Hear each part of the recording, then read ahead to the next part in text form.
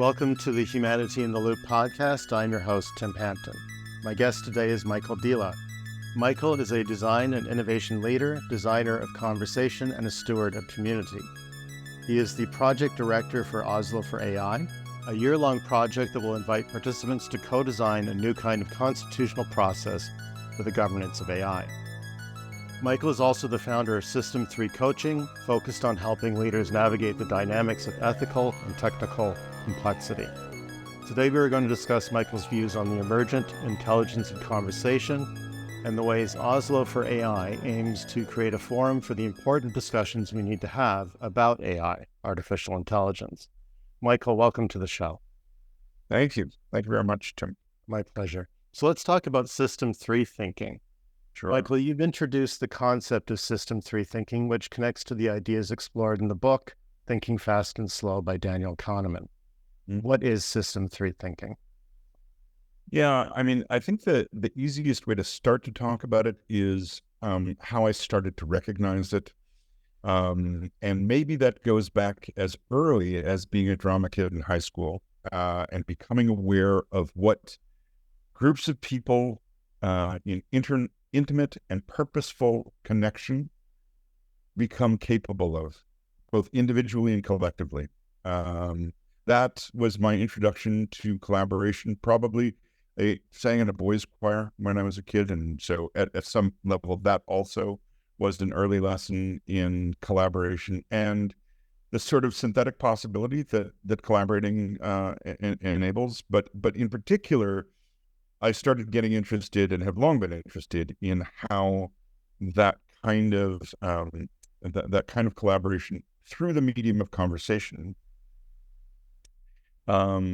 makes a certain kind of thinking and resources for thinking available that I don't think we have ready, easy explanation for on the individual level. So I think that in certain kinds of conversations, we as individuals become part of something that is outside of ourselves, larger than ourselves, and into which we extend our consciousness and start to share in something. And here we can sort of get woo-woo and metaphysical about what to call it. Doesn't matter. Let's just call it conversation. The problem with calling it conversation is that for a lot of people, that's a pedestrian word, which doesn't seem to, call out something special. There are certain kinds of conversations that are different from others. The Austrian philosopher Ludwig Wittgenstein sometimes called such conversations language games. I was an academic philosopher in the early part of my life, and so that provides some reference points. Then I'll tell you the most proximate cause of the emergence of System 3 into my thinking as such was someone I was in intimate conversation with started talking about the difference between paces of things, particularly in work, and also the contrast between short-term views and thinking and long-term views and thinking. And obviously that's a perennial trope, short versus long-term. Anyway, something reminded me of Kahneman in hearing that. And I went back and started rereading Thinking Fast and Slow, got reacquainted with his uptake of System 1 and 2. And of course, Kahneman is brilliant. I also, very, very at the same time read Michael Lewis's really great book, The Undoing Project, which is kind of the story of the relationship of Kahneman and his longtime and most important collaborator, Amos Tversky. And anyway, it struck me that System 1 and 2 did not provide an account, I didn't think, of the kind of thinking that I was noticing and thought that we need to pay more attention to. And so, I'll interrupt for a second. Yeah. Let's put on the table for some of the listeners who aren't familiar with the book, your thoughts on what System 1 and 2 are and how System 3 is positioned alongside it. Yeah. So I just take my cues from Kahneman, who didn't originate the language of System 1 and 2, but very much made it his own. And the way he describes or contrasts the two kinds of thinking is that system one is very fast. He calls it automatic. And it's a kind of thinking in which we process information and are able to give answers without really thinking in a deliberative or conscious way, but move very quickly to processing an answer. System two, on the other hand, he calls slow, uses words like deliberative, reflective. It includes, although not exhausted by, thinking about thinking, which as a philosopher, resonates for me. But another big word in his description is effortful, and there's a lot of qualitative description in his work of the character of both kinds of thinking. He and Tversky were very interested in how those two systems produce error, and particularly errors in judgment. Their thinking is kind of bedrock and foundational to what wasn't called at the time, but has become called behavioral economics. And so a big part, continual trope in that work is the idea that in all kinds of thinking, and this is a system one kind of mistake, that automatic thinking is often accompanied by overconfidence in one's knowledge, which actually turns out to be unreliable in many kinds of ways. So that's some of the landscape of that. But it very much hews close to a neurocentric theory of mind, where thinking is very much related to the brain, and correspondingly very much related to the individual, because you have a brain, I have a brain. If that's where our minds are, then we have necessarily different minds. And I guess where I sort of started to hit a velocity of that kind of thinking originally was in thinking of the importance of language to thinking. The fact that thinking is almost universally expressed through the medium of language, whether spoken language or not. So even among the deaf in sign, thinking is necessarily not only communicated but experienced through communication and some kind of speaking and language.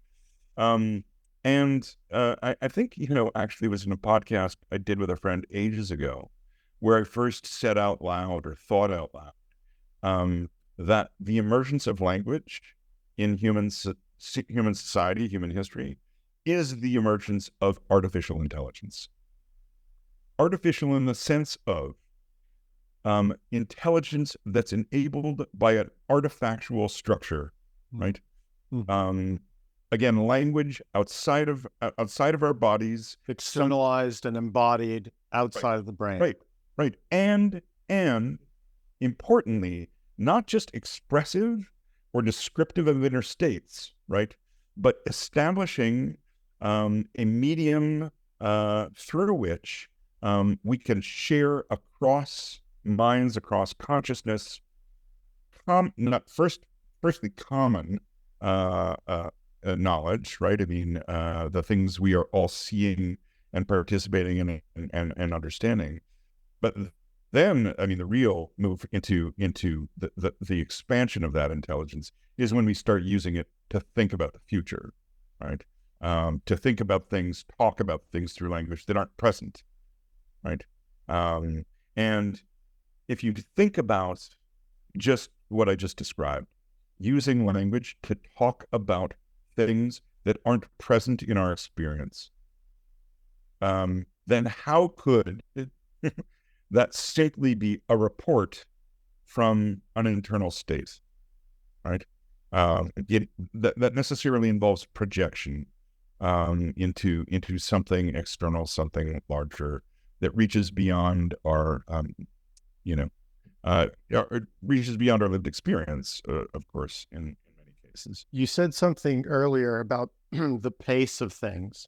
Yep. And that to me, maybe we're on the same wavelength. That to me put system 3 on the spectrum at the far end from system 1. System 1 is like, I already know the answer. It just popped in my head. I don't need to do any thinking. It's a lazy, expedient way. Then you have system 2, which is more deliberative, but at least I could do it at my desk. System 3 is going to take forever because I got to rope other people in and they're probably not going to agree with me. And yet, probably the outcome is going to be better because I'm getting multiple people's input. I'm sorry, my internet is slowing down there, but I don't know if you caught some of that. I think I did. The part that I got at the end was connecting to other people's input. So Right. maybe you can. Yeah, I guess what I was saying is that when you said pacing, the pacing of system 1 is immediate. Yep. Pacing of system 2, I can do at my desk. The pacing of system 3, I need to involve other people, which is slower.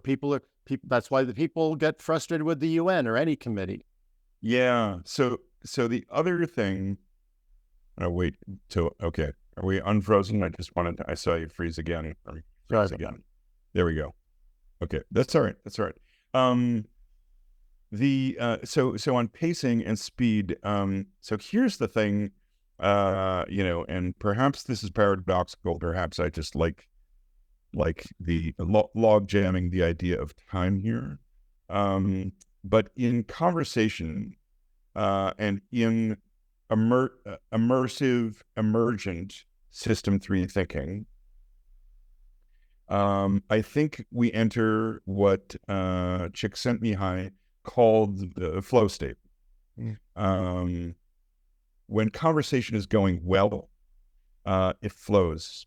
And often the way that flow is described is that time, self, and ego fall away. And so, temporarily, like in clock time, maybe it's slower.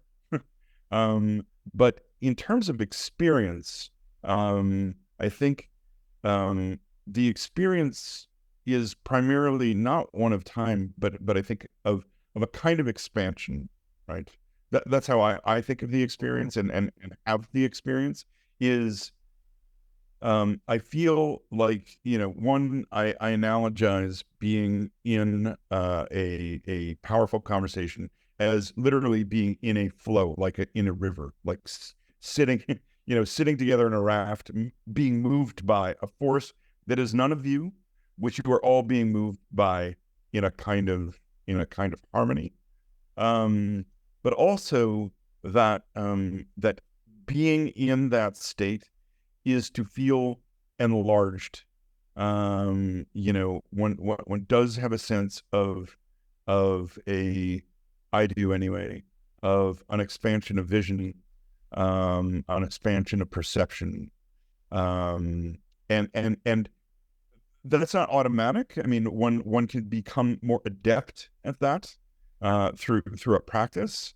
We talk about all kinds of frames around listening, active listening, and various other, kinds of forms of deliberate attunement, and that is definitely, those are things that are a practice as opposed to, natural states or whatever are built-in states. But that expansion into each other's consciousness, I think, makes available things that are not available to us individually. So you mentioned flow, and one realm where flow often occurs is when we're playing games. Time can fly. Yep. And it's also a structured format Yep. of how you spend time. How do games prepare us for system 3 thinking? Yeah. So I think that games just are system 3. They just are a system 3 type activity. I think, if we're getting, if we wanted to get anthropological here, I think that's why we have games, to train us in system 3 thinking.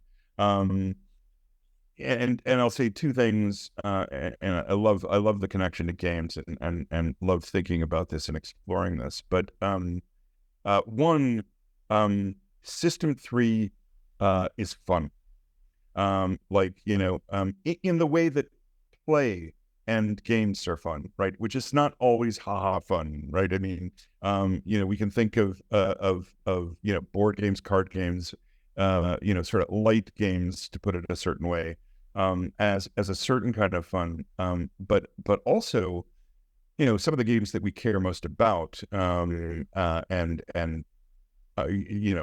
most immersive in play, are hard. So think of any athletic team sport, and you have a model for, of course, rigorous, vigorous play, and the fun of that.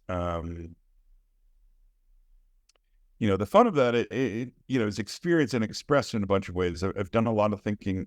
I'm not a super sporto guy, and I'm not super literate in sport, but I've done a lot of reflecting on why soccer or football, as the Europeans call it, or everyone else calls it, is called the beautiful game.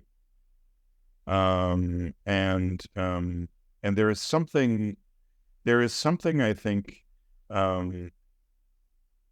in being in the game that generates an aesthetic, not the aesthetic of the spectacle, although that is another thing.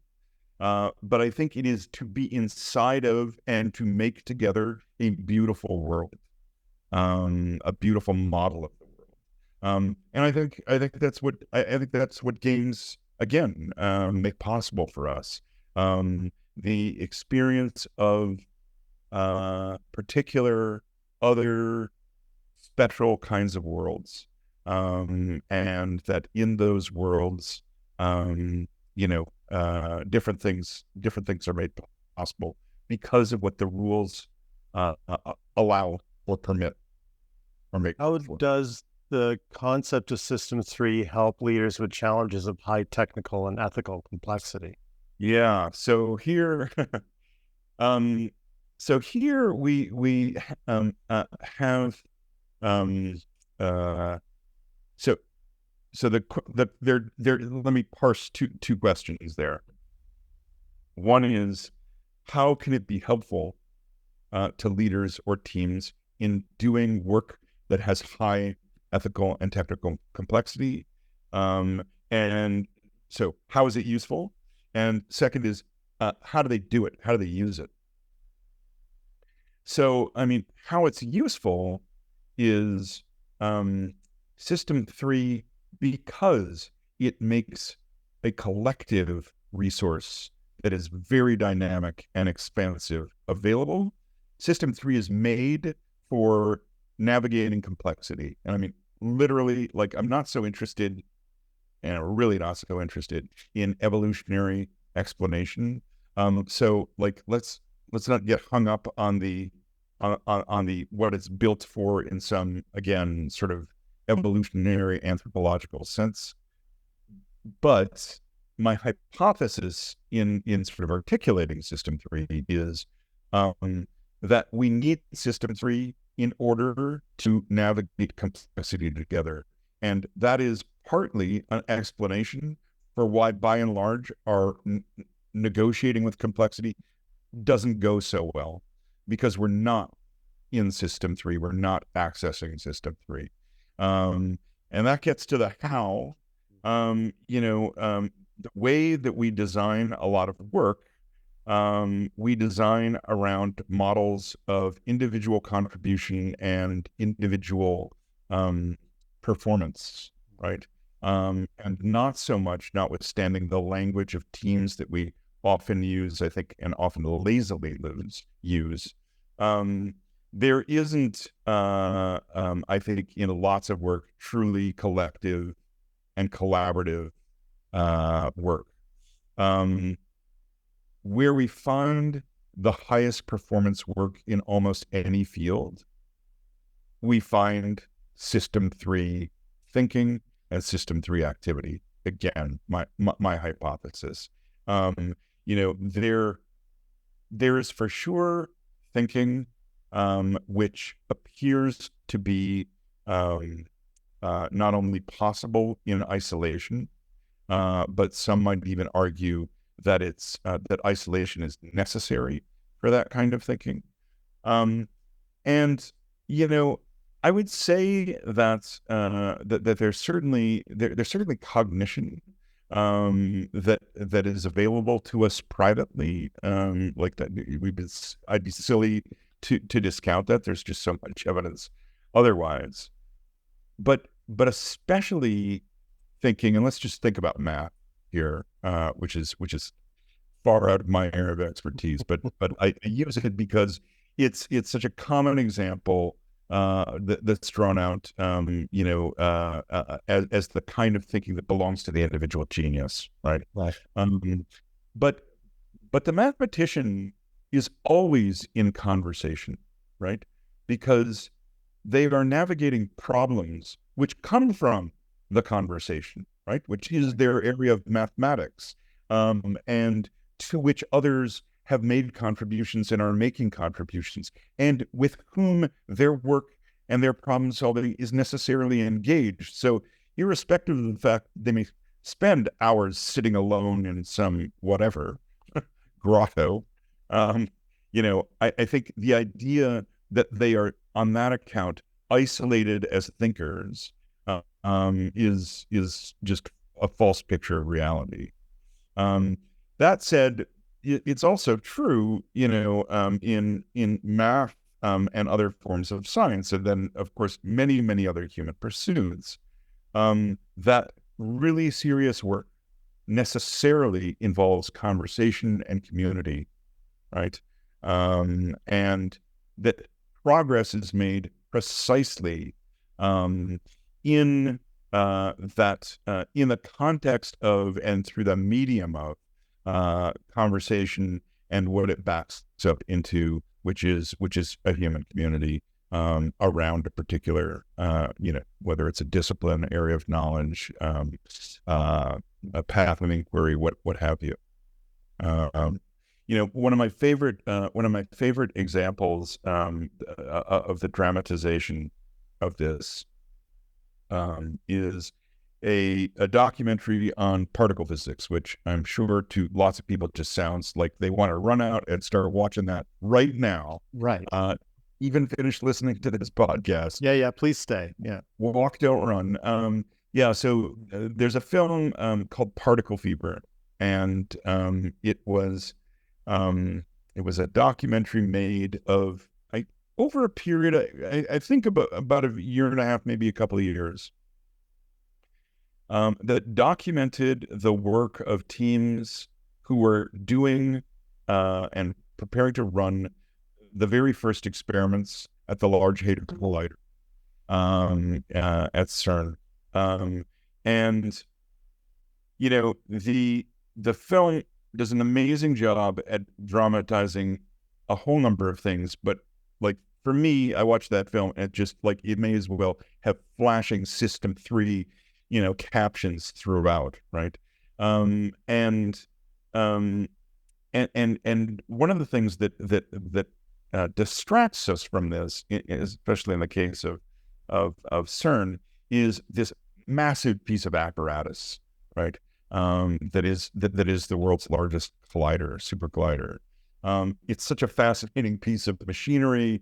It's so complex, and anyone could be forgiven for thinking that the machine is what we're all here for. But in fact, it's exactly the reverse. The machine is here for us. The machine exists to enable progress in certain collective community conversation, right? That is what the advancement of science consists in. And this is an instrument in facilitating that conversation. Likewise, that gives us a lens into thinking about the role of machines, particularly, as we start to talk about the possibility of intelligent machines, whatever that might mean. And here, I think the really interesting thing is, and this has been a conversation for at least 100 years, about how machines that think, as the phrase has, that was how Turing put it, um, uh, how those machines would be different from the other kinds of machines that we made. And then the question that doesn't occur actually till much more recently, certainly was no part of Turing's thinking, but what would our relationship to such machines be, right? And I think actually that's a really fertile and interesting and under discussed area in the current technology conversation about the emergence of various new forms of what people hope might be machine intelligence. That's a perfect segue. So let's talk about Oslo for AI, Sure. which is reckoning with these issues. Yeah. Speaking of Daniel Kahneman, today I stumbled across a 2021 Guardian article which quotes him saying, "Clearly AI is going to win. How people are going to adjust is a fascinating problem." So the Oslo for AI project, to me, strikes me as a reaction to this fascinating problem, or dare I say opportunity. What are the goals of the project? Yeah. So I think goal one is to create, the phrase that I've been using around the project is that it hopes to introduce new possibilities for participation here in the context of AI.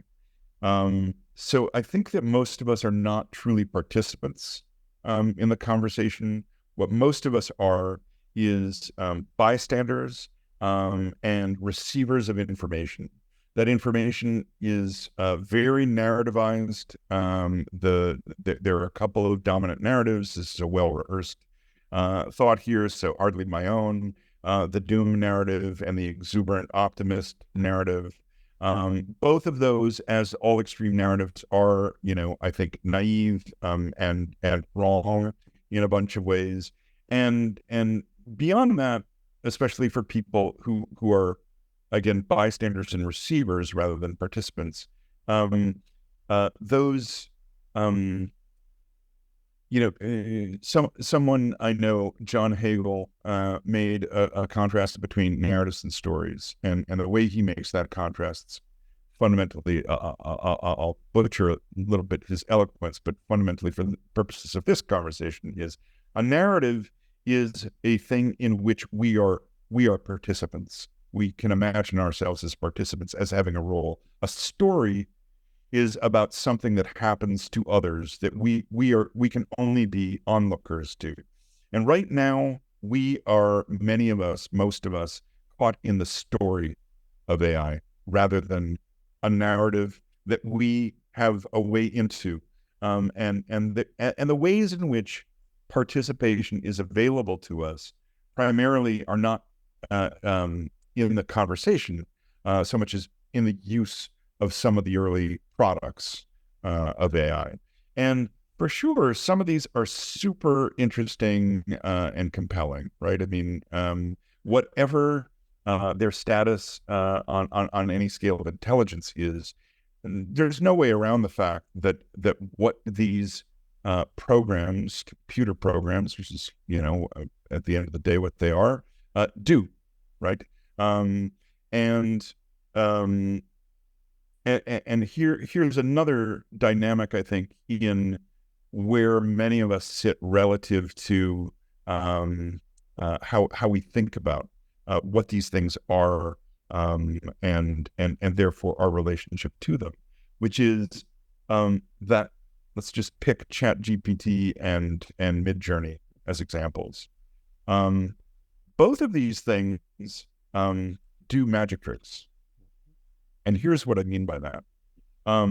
Both of those things are determinate systems, right? They're highly explainable, not in the sense that they don't involve black boxes, because in both cases they do, but insofar as how they work, which is to say, they run on code that humans have written, that run on machines that humans have made, that are made of things that we understand, so on. Right there is a system, a determinate system that makes up what these things are made of and how they work. And we give them inputs, right? We ordinary folk now are able to access these incredibly powerful systems.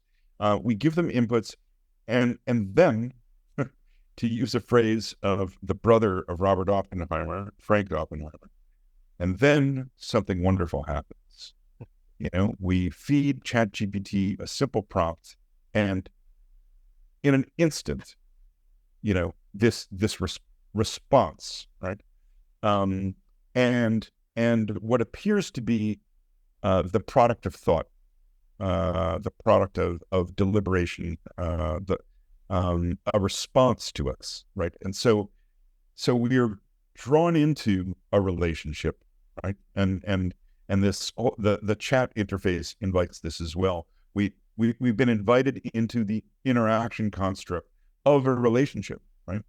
A thing, a someone, something that we're interacting with, and of course, we already have the template in our heads from chat interfaces like Siri and Alexa that have been personified, and even though ChatGPT doesn't have a name, we still, have started to treat it not as if it were a person, but as if it were something more than just a computer program. Yeah, it has a personality.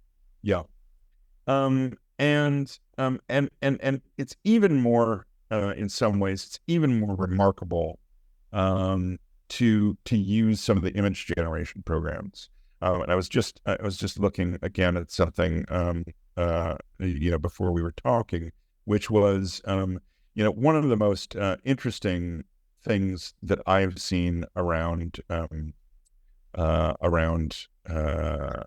image generation, which is the New York Times Magazine ran an opinion piece with a filmmaker who had used, I'm pretty sure it was Midjourney, had used it to imagine what if Yarodowski, who famously, the filmmaker, famously imagined making the first film of Dune, which was in fact never made, but created an incredible library of artwork and thinking around it.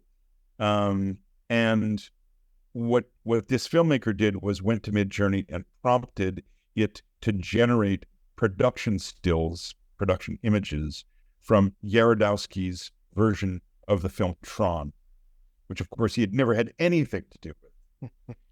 And it produced this amazing artwork. And it's really, it's quite impressive. I mean, I was looking for the link. I'll find it to send you later, but people should see it because it's quite breathtaking, the images. And again, it is literally almost impossible for us to imagine that this isn't the product of a thinking thing, right? I mean, how else can we explain something that came out of nothing? That came out of nothing more than our words, and yet we can explain it, right? It's the output of a machine, and a machine that no one would tell you, even the most breathless of its makers would tell you is actually thinking, and yet. So what is it doing? And also, what kinds of relationship do we already have? Could we already have to these very prototypical, very early forms of such machines? And what do we want from them for ourselves? Kevin Kelly, famously had the phrase, what does technology want? And I think we're in a dynamic with the emerging technologies of AI, particularly the ones that invite our interaction, and many don't. many run in the background without our awareness, but the kinds in which our interaction is, what's on offer, what does it want from us? What do we want from it? How are we figuring this out? And it's fascinating terrain. I think what there is to be concerned about, and I'm not on board with people, and whether this is people's reasonable fears or no, I just don't share them. I don't fear killer robots. I don't fear intelligences that get the idea. Oh, maybe we'd all be better off without these humans. Although, perhaps they would be involved in planetary thinking on that account. Um, but I do think that we already have lots of evidence that when humans invent new technologies, we sometimes often use them to do awful things. Yes. To our fellows, and this is powerful technology, and I think digital ubiquitous, pervasive digital technology has introduced technologies of control, technologies of exploitation that are unprecedented in both their power and their reach. And we have all willingly walked into a machine and now live in a fully technologized environment that is, I think, quite literally inescapable for most of us. And yet, I don't think we're powerless to choose how we live inside and how we live with that reality.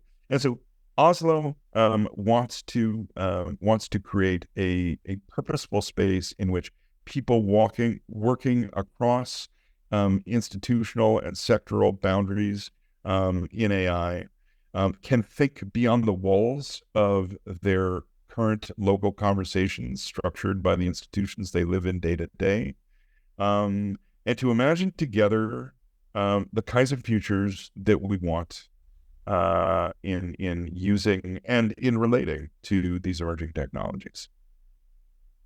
So, how did you come up with the name Oslo for AI? Yeah, so it was inspired by the Oslo peace process of the 1990s.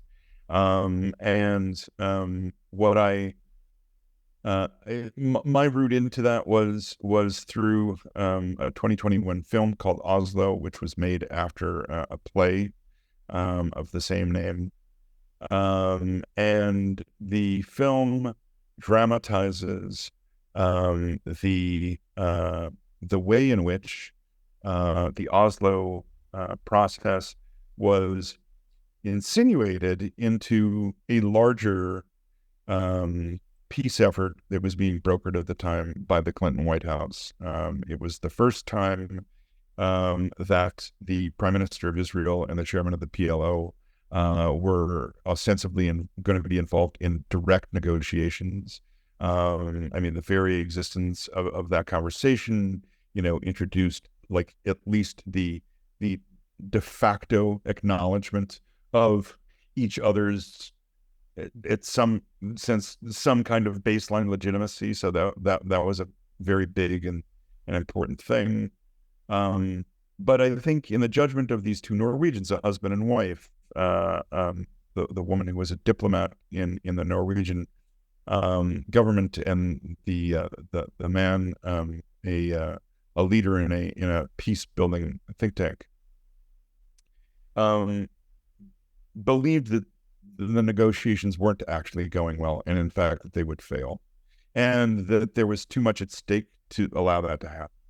And they had some different ideas about how to go about doing peace negotiations, and they very surreptitiously introduced the possibility of an alternate process running in parallel to the official visible process. And the two things that were important about that alternative process were that it was small and away from the big out front main stage and institutionally bound conversation that was the state of the larger public peace negotiation. And that immersive, intimate, and intentional participation were the requirements. The film dramatizes very well the idea that that part of the process, part of the design of the process, was to lock people in a room while they negotiated, and only come out for meals and relaxation. But that when they came out, they had to be social. They had, in the phrase of the film, they had to be friends. And so very much at the heart of that was relationship building, as a necessary ally to the work of thinking that was that was the most visible part of the activity of the peace negotiations in that process.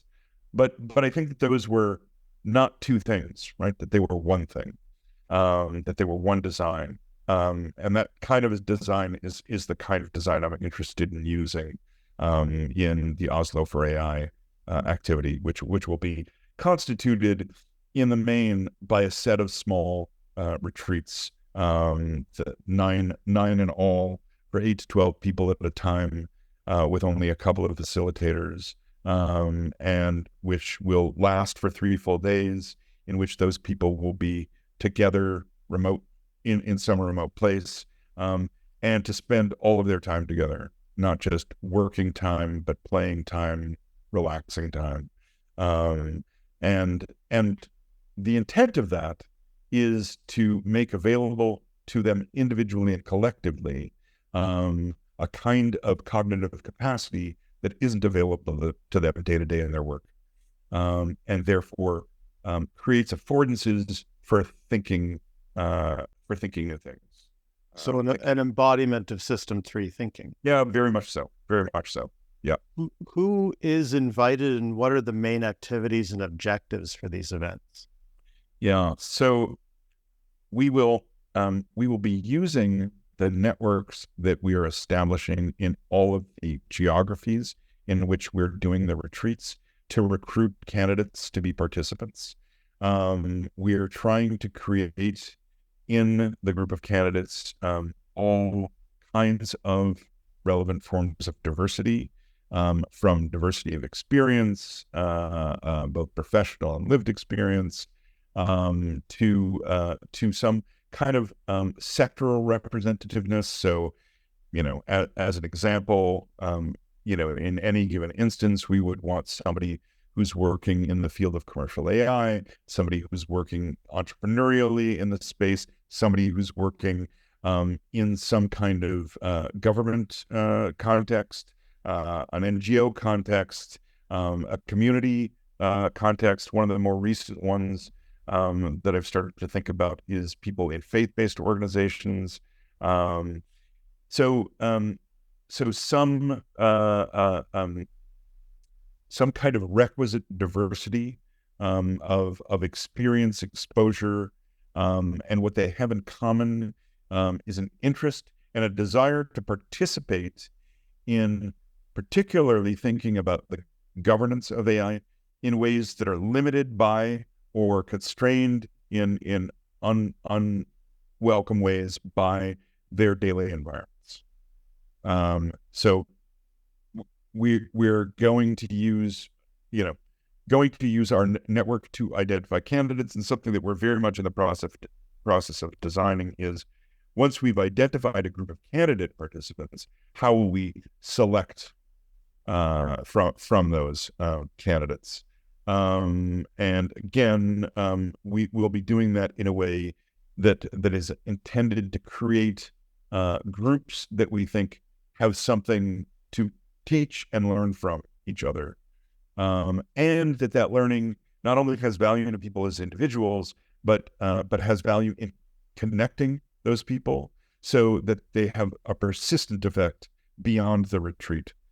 because one of the two most important hoped for impacts are that we are sending participants out of this experience changed in some important way individually, enlarged in their perceptions and awareness and sense of possibility, but also connected in new ways, and therefore have a new connection to a new collective that they can use in ways which, it's not our work to imagine or prescribe, but simply to make available. So those are the big intentions around what you asked. So this is a sprawling effort, multiple nations, multiple people, multiple facilitators. How is Oslo for AI funded? Ah, well, through the kindness of many will be the answer. So right now, just before Christmas, I set an initial, small fundraising goal to raise $75,000, which very well economized can see the project through its first quarter and a bit. So I think I can run all of the designed activities, the planned activities through April on that initial amount. And I set out to do, what I described as a friends, family, and angels round. I've raised money from investors before, doing commercial startups. This is not commercial, so it's a philanthropic effort. And so initially I've been going hand to hand to people, close to me in my networks, and have been making really two kinds of asks. One, for people with capacity to make contributions of about $5,000. And I've had a number of those so far. And then also a monthly donation structure where people can contribute some regular monthly amount for the entire year. And so at the moment, that's the current approach to funding. That's not sufficient. I think we're going to have to raise certainly another 500K beyond that. And depending on how the scope we're working on evolves, maybe more like 750. So that's a little bit in flux.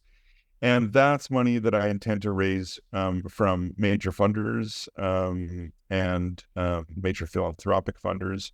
The good news is that the funding environment for this kind of project is more favorable than it's ever been. There's obviously enormous public and philanthropic interest in AI technology and its impact on people and society.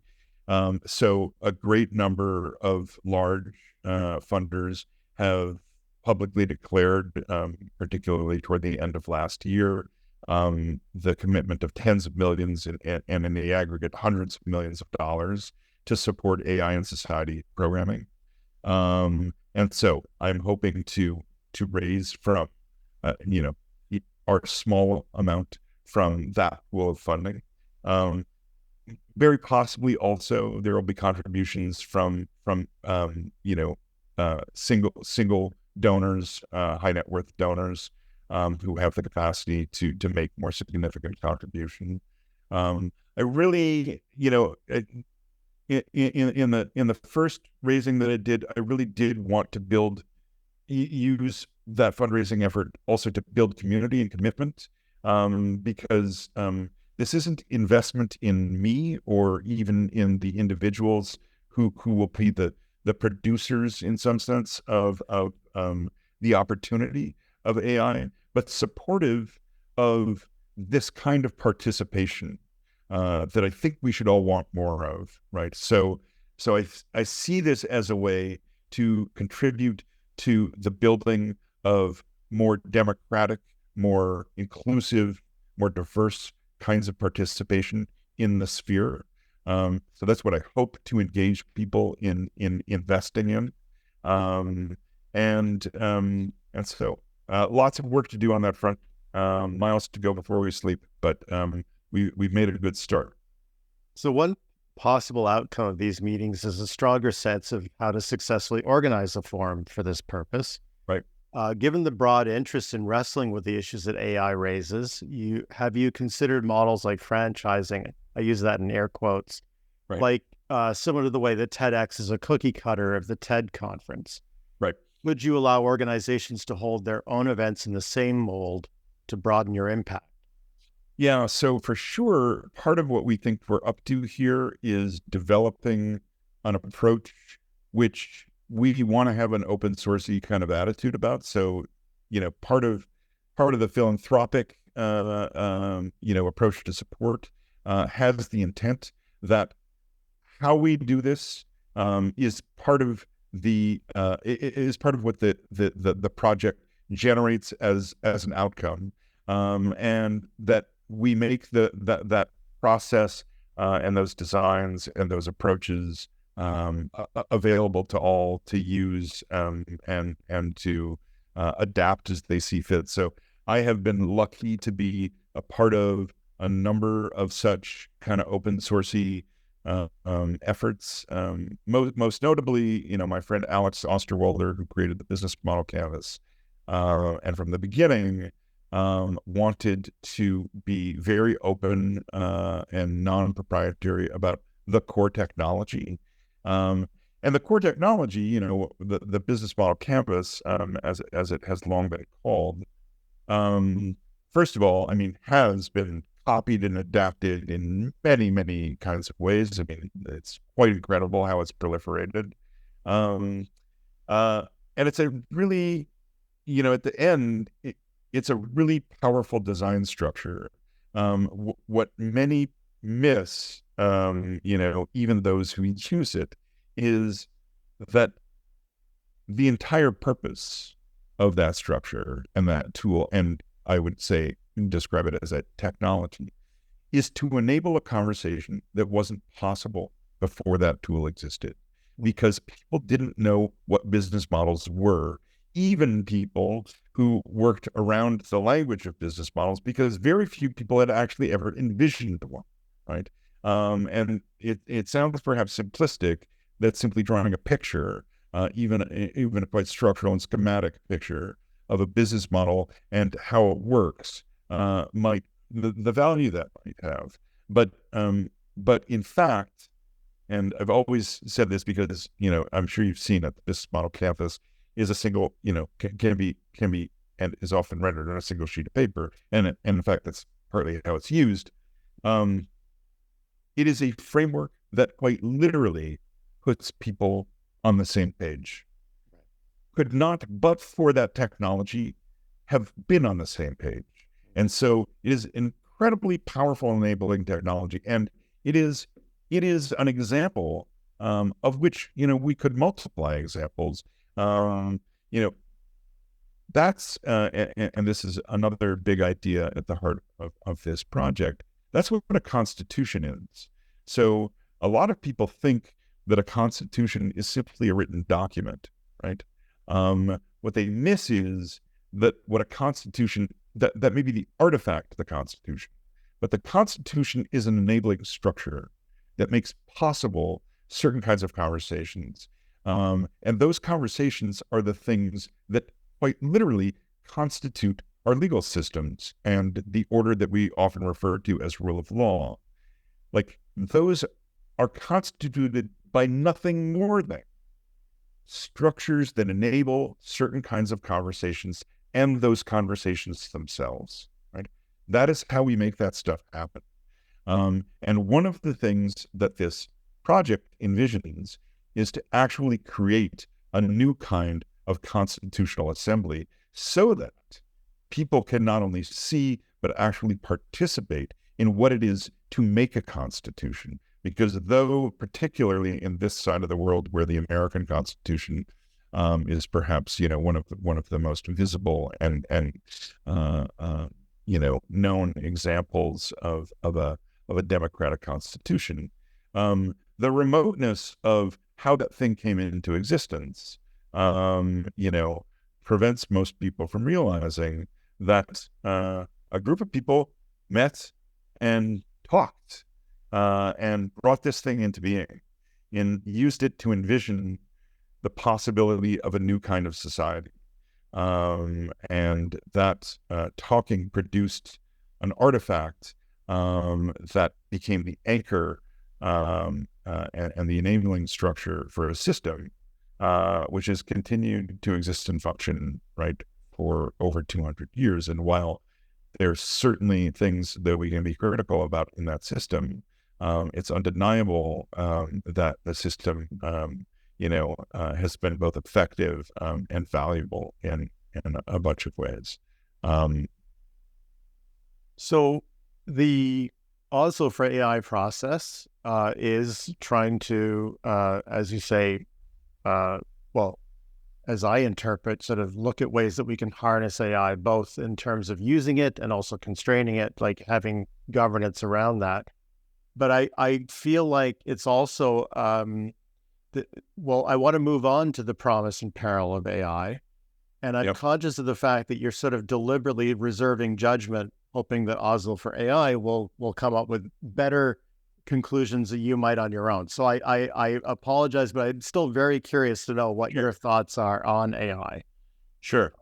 So let's start with something rosy, and that is describe the best possible world with cheap, powerful AI.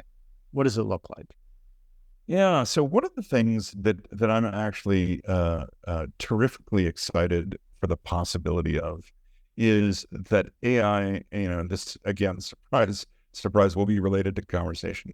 That AI could intervene and help us in one of the most fraught dynamics of human conversation, which is that we bring to conversation individually and collectively forms of unconscious bias. And of course, the deep problem with unconscious bias is it's very hard for us to see and change because we can't see it. The idea that AI could help us become much more aware of, mindful of, and coach us in, new behaviors around challenging and overcoming our bias is something really exciting. And in fact, one of the ways in which this project started was that I spent much of 2022 working on a venture concept to build an AI that did or started to work on the problem of doing just that. It was the idea at the heart of it was something that I called our teacher, and the idea is that it would listen to and eventually learn to participate in our conversations and be able to observe to us individually and collectively where we were going wrong in terms of being misguided by our biases. So I think a world in which, and to sort of state it most boldly, I rather than imagine that AI, for example, is just the latest and potentially worst and most damaging weapon in the arsenal of white supremacy, would like to imagine and can imagine a future in which, in fact, machine intelligence becomes a powerful ally in dismantling architectures of dominance and oppression. So I find that fascinating and exciting and possible. Mm-hmm. On the other hand, let's go to the other hand. Human history is a drumbeat of new technologies that both threaten livelihoods and create new opportunities. Yep. AI feels very different, though. Technologies like the tractor and the loom only put one profession at risk at a time. AI seems to threaten all professions, including those of people who are often thought as invulnerable, like doctors, lawyers, engineers, accountants. Is there a reason for alarm?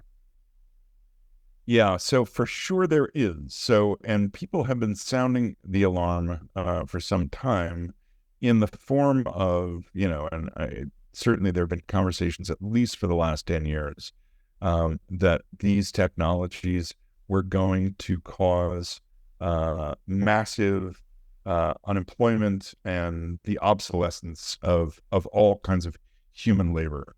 So, on the one hand, we're ways away from, the full scope and scale of that effect, I think. But there's no question that, the commercial interest in AI is entirely centered around the premise that these technologies will obviate the need for all kinds of expensive labor. Like, that is simply the commercial project. That's why the money's flowing in. Yeah, for sure. And when I heard somebody from IBM who was convening a panel at Davos talk about, the commercial promise of AI in terms of trillions of dollars of productivity gains, was the phrase. Well, I leave it to reader what productivity. Where does that trillion come from? Well, yeah, and what we can use as a basis for inference is the size of that, and if any part of that, and of course almost all of that, is the envisioning of obsolescing expensive forms of human labor. Trillions, last I checked, big number. We're in big number territory. So that is, that is already happening. And, while I'm not,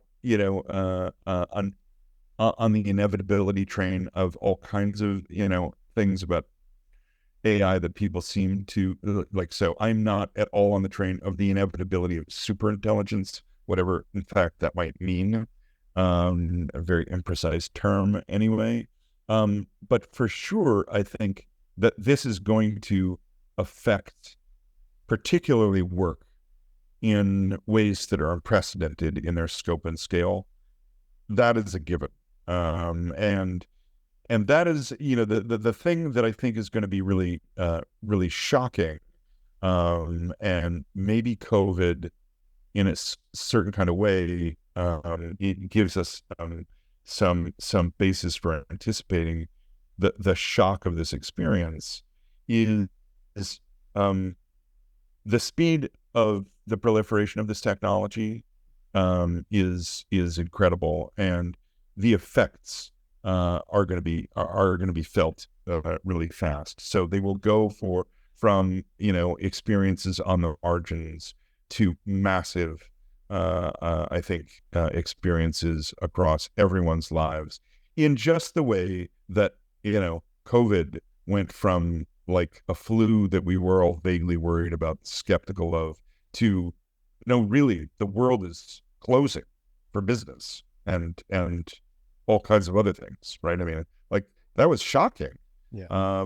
But we all know now that that's a thing that could happen.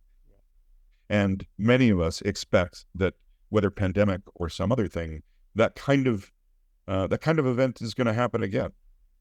So that's troubling for sure. So, last question. This has been a great conversation, Michael. Thank you.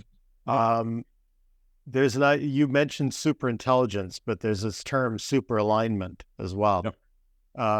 There's an idea that we should cede control of our lives to artificial intelligence once we find mechanisms for what is called super alignment, ensuring that our digital overlords act in ways that are beneficial to humanity and presumably humans, like the Computer and Space Odyssey, but better, I guess, is the idea. Yep. What are your thoughts on this? Yeah. So I think trying to think of a way of responding to it that doesn't sound dismissive. I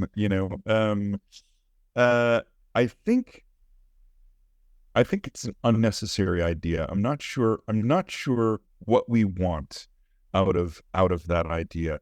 Here's the thing that we already, I think, very dangerously placed our trust in, which I think is, though it may not seem to people immediately, I think it is a direct analog. I think we made this mistake with the machine that we call democracy. I think that we thought that building a rational legal order through which to govern society, we could build a system that generated automatically and progressively the goods of promised by the democratic values. And I think particularly the last 20 years, but, backing up from there, there's lots of other evidence. We were silly to place our trust in the automata of those structures. Those structures are virtuous when they are rigorously engaged with by their human makers and human participants. So not just pulling a lever every 4 years. 100%. And not just presided over by elite overlords, analogous to the overlords of that run a factory floor, right? So the idea that somehow we will build a technology that we can trust so absolutely that it could be a proxy, and finally the ultimate realization of the embodiment of our common weal, as English political thought used to have it. I think it's fantastical, and I don't think it's necessary, and I certainly don't think it's interesting. I don't think it will ever. The other idea is it tends, I think, inevitably to a certain kind of reductionism. Firstly, technologically, it's reductive because it requires to operate reducing all kinds of things to computational frameworks. And I think that's just a fool's errand from the beginning. I think the other thing is there is all kinds of richness in human traditions, human culture that we should want to better share, amplify, and pluralize rather than winnow down and make more singular and mono. So I betray myself as a cosmopolitan here, living in Toronto much of the time, as I know you do. I feel that I don't live in a perfect kind of city, but in a cosmopolitan city, the kind of city that I think has the most promise.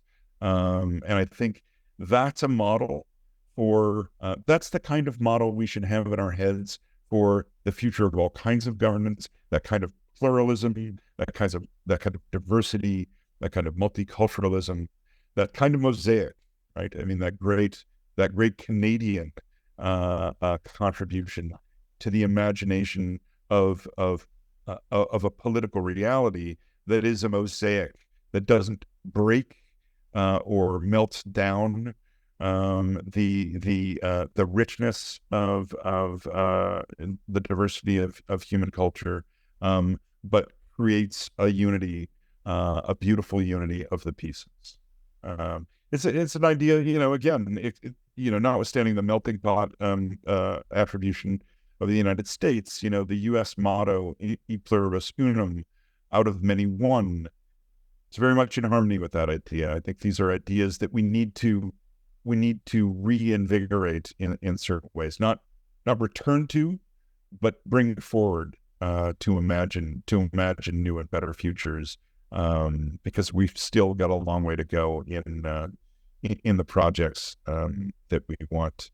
But I believe that if we want to, and if we make it possible for people to more broadly participate in creating the terms of the futures that we might live inside, and we have a much better chance of using these powerful new technologies to help us make progress together.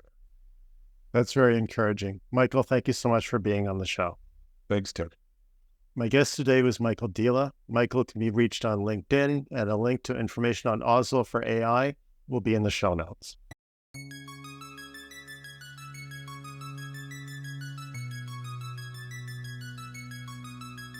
Thanks for listening to the Humanity in the Loop podcast. The opinions expressed by the host and guests of this podcast are their own and do not reflect those of their employer or any other affiliation. Humanity is not automatic.